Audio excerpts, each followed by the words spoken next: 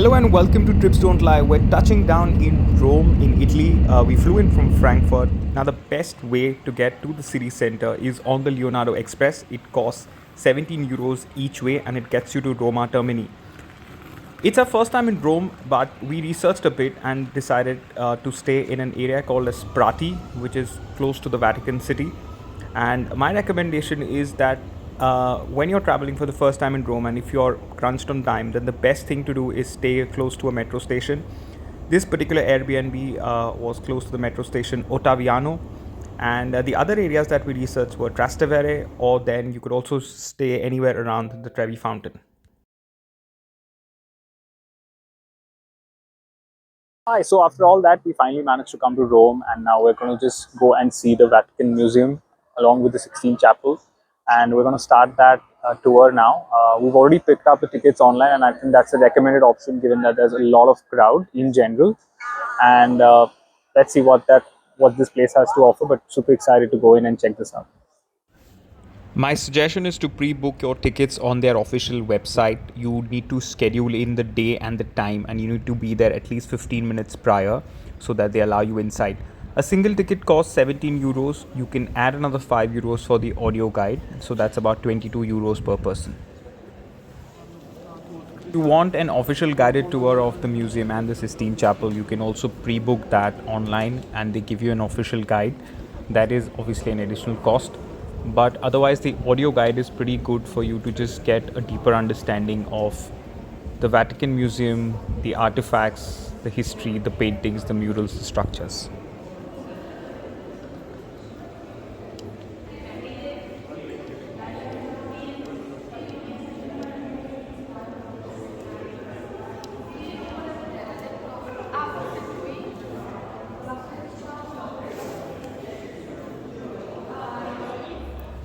It took us about 4 hours to just go through the highlights. It can take more time if you get into every bits and details. This sort of culminates with the Sistine Chapel. You cannot do any kind of photography and videography in Sistine Chapel, so that's skipping from the video. But all in all, the Vatican Museum is a big thumbs up and for sure on your agenda when you come here.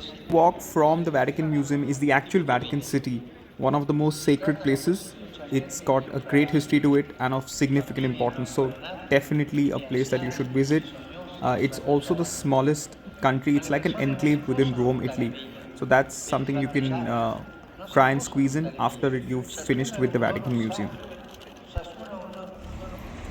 So after some well-deserved rest, we decided to step out and binge. When you're in Italy, you obviously cannot miss the food. The food scene here is pretty top-notch, and you don't have to go to the most fanciest places. Almost every street in Rome has some great options. So we've just come down to one, and again, I'm going to just leave you with the visuals. Nothing fancy. It was just a pizza and pasta and some wine. Of course, ending with the tiramisu. By the way, there's a complete guide on different types of restaurants in Rome, in Italy. This particular one was an osteria. There is also Ristorante, which is the more high-end one, and then there's the pizzeria where you get. And there's a lot more, so I've given some information in the description below. Have a look at that as well. Alright, dinner done, and now we're off to the Trevi Fountain, which is about 400 meters. We took the metro. I think the best way to travel within Rome is doing that. Just take the metro everywhere. It's pretty well connected. And now we are off to checking the Trevi Fountain. A little show you as well.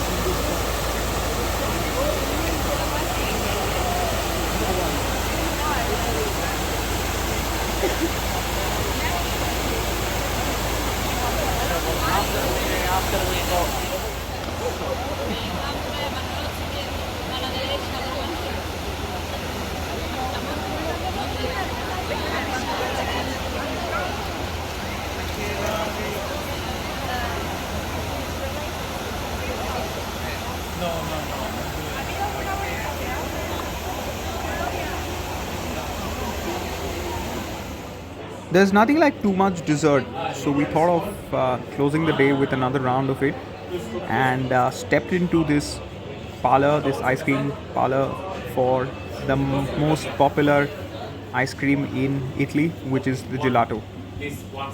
Just see the variety there.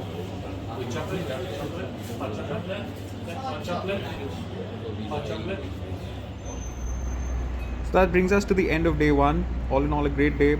Saw a few things, ate a lot, and just a happy heart and mind. Okay, welcome to day two in Rome.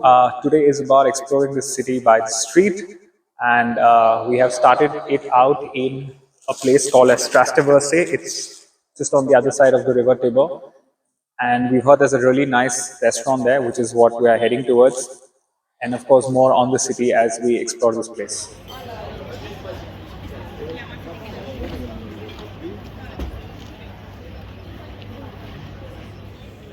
It's just 12 in the afternoon and this place is already buzzing. It's got a long list of people waiting to enter.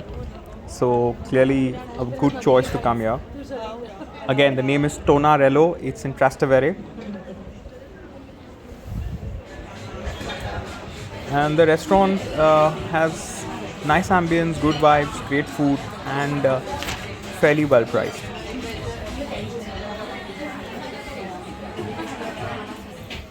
So after adding all those calories, we decided to start exploring the city center. So this is one of the most famous squares. It's called Piazza Navona, one of the biggest squares in the city center of Rome. And it's got the fountain, which is the fountain of the four rivers that you can see in the background. And it's also called this high obelisk, which is called the Villa of Maxentius.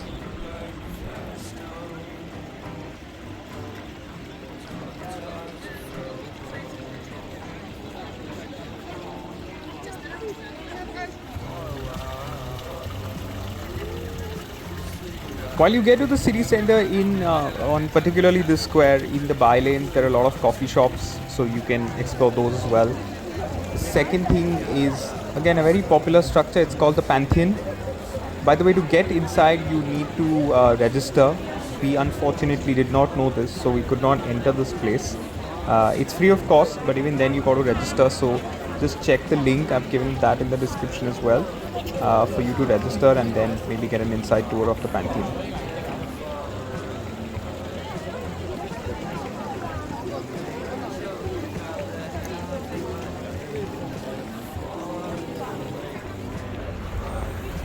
While on our way to the Colosseum, we came across the national monument to Victor Emmanuel II.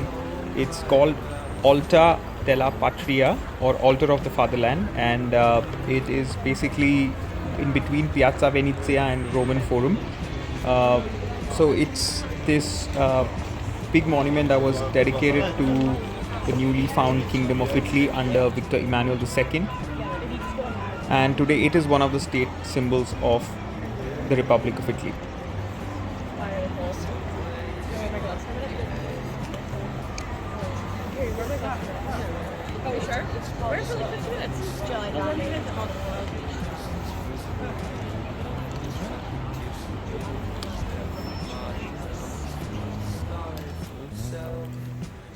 So on your way to the Roman Forum, this is a bit of the landscape that you can see, some remains, and it's sort of nice to see that in a modern city like Rome, right? So it's still retained its charm, it's still retained its culture, it's still retained its history, and that's pretty welcoming to see.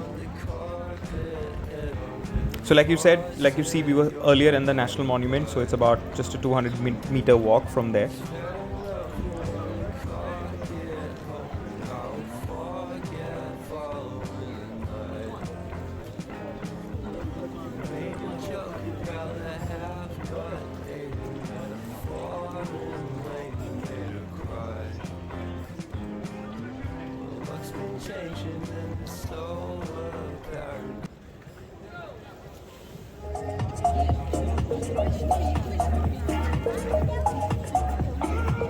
У нас там не было лишнего объекта на небе.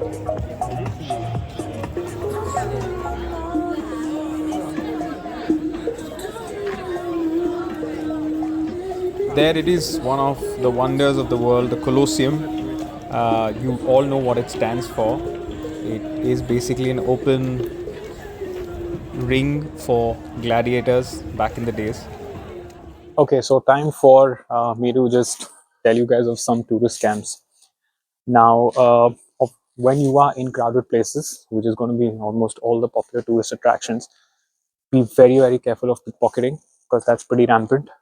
If possible, if you're carrying a bag and if you're on your own, maybe you can bring your bag to the front, or you can have like a sling pouch because that's what's recommended.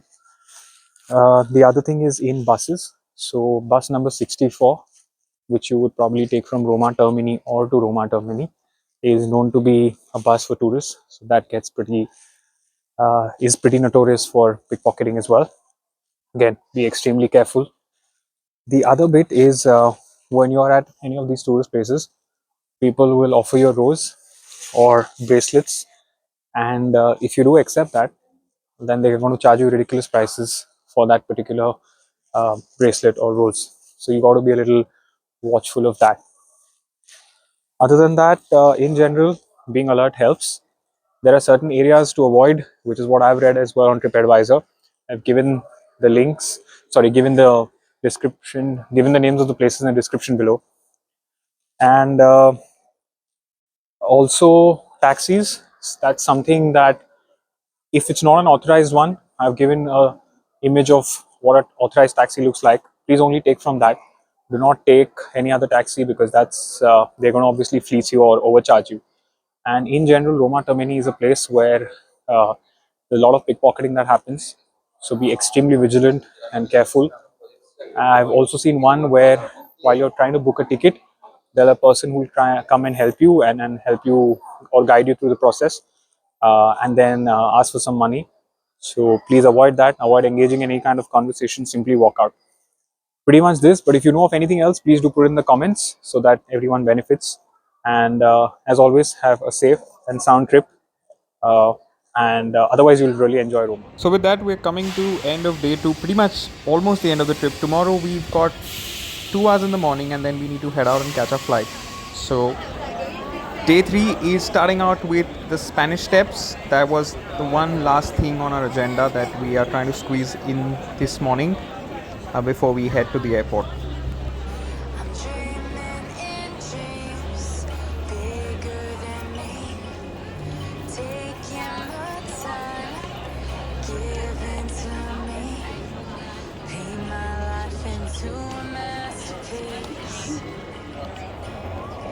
A little bit of the view from the top.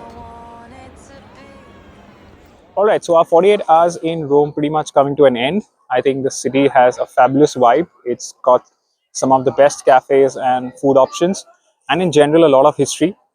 Of course, you can spend a lot more time here, but in 48 hours, you could probably definitely cover all the highlights that the city has to offer.